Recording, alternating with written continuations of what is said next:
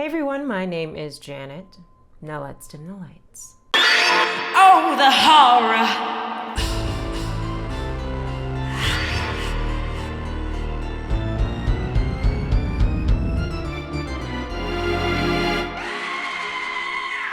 Hey guys, welcome back to my channel where we talk about all things spooky, uninviting, and downright horrific. As my usual disclaimer, I do not take myself seriously. I really hope that you don't either. I'm just here to provide lighthearted, digestible reviews. And if you are looking for something a little bit more straightforward and critical, there are YouTube channels that do that. I'm just not one of them. So believe it or not, this is my second time recording this entire video. I recorded it in the morning yesterday and went to go edit it last night. And unfortunately, every single frame was completely out of focus. And I know that would drive me crazy to watch a video like that. So I had to just redo the whole thing, and I'm really praying that I'm in focus right now because I'm not actually able to zoom in on my playback on my camera, so I can't see close enough to know if I'm in focus, but I think I am.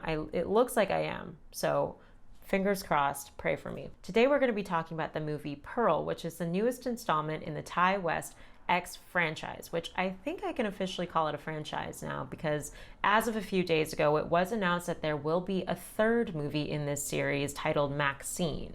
Production has yet to go underway, but I believe that it's fast-tracked for release. Let's just break this down really quick.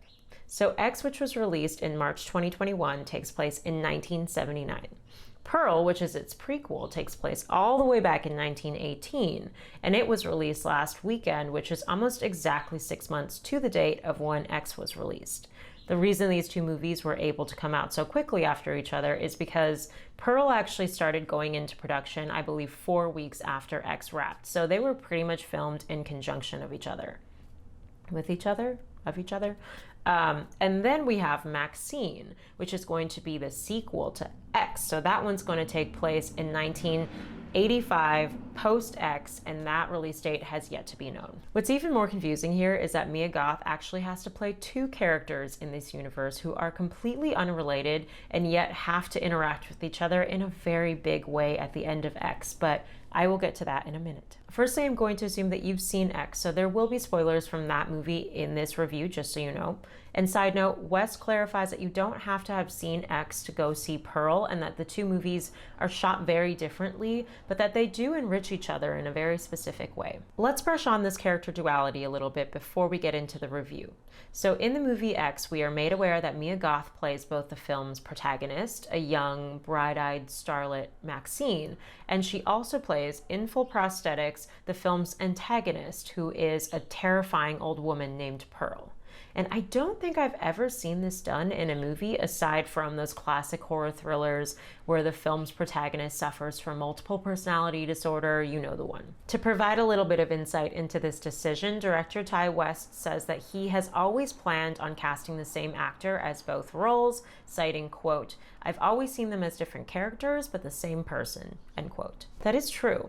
Despite the generational gap, there is no denying the similarities between these two characters. Maxine's bigger than her britches attitude and self-worth are entirely reliant on her youthfulness and sex appeal, and for a brief moment we see into Pearl's past, and we see that she was also a beautiful starlet, just like Maxine.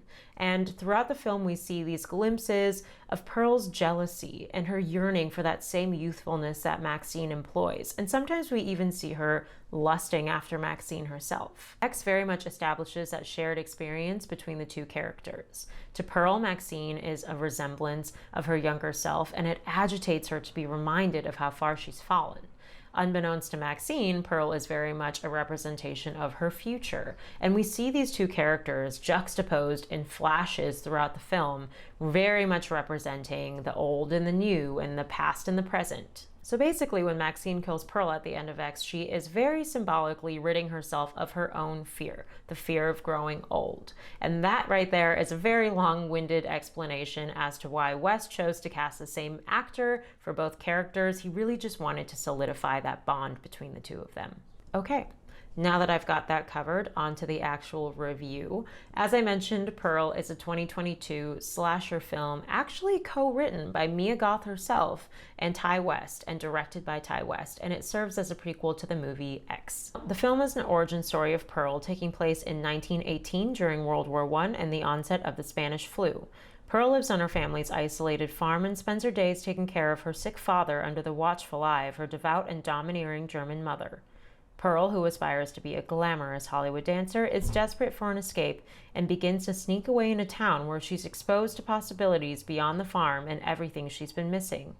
As she faces the obstacles keeping her from her dream life, we begin to understand how she came to be the 70-something tyrant we know her as in X. I really want to talk about how beautifully this film was shot because it felt like an ode to the history of cinema. It starts off with this Wizard of Oz, Mary Poppins-like intro full of childlike wonder, and then blends in some Hitchcockian and B-horror movie elements, and of course wraps in that Texas Chainsaw Massacre 70s feeling that we got from X, and even takes on, according to West himself, a Disney-esque aesthetic. The acting in Pearl was fucking phenomenal. Namely Mia Goth, who absolutely carried this film into the upper echelons of not only the horror genre, but of any genre of acting, because she brought the house down. I mean, there were only 5 characters total, and one of them didn't even have any speaking lines, and you never would have noticed, because this was the Mia Goth show in the best possible way. To me, her performance was very reminiscent of Shelley Duvall in The Shining. She plays that perfectly psychotic character who's both torturously suppressed and also over-the-top manic, and she's able to switch back and forth between those two roles so effortlessly. It just got very dark in here. Ominous. Then there was that monologue. That monologue, I held my breath the entire way through, and it was, oh my God, it's getting even darker.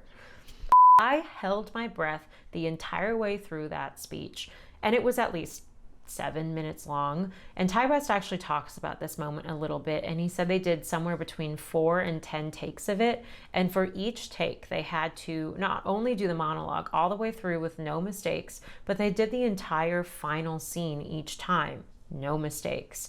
And I'm not surprised at all, but he said that Goth pulled it off every take with something unique each time, and I think they ended up going with the 4th take of it. I don't even have anything else to say about this moment because it truly left me speechless, without speech. I mean, every moment of her performance honestly did, even up to that last moment when the end credits started rolling, and you know what I'm talking about if you've seen the movie, but it was mesmerizing. All I'm gonna say is someone give this woman an Oscar. After watching Pearl, I completely understand what West was saying when he said that you don't have to have seen one film to appreciate the other, but they certainly do enhance each other. And I would argue that Pearl very much enhances X.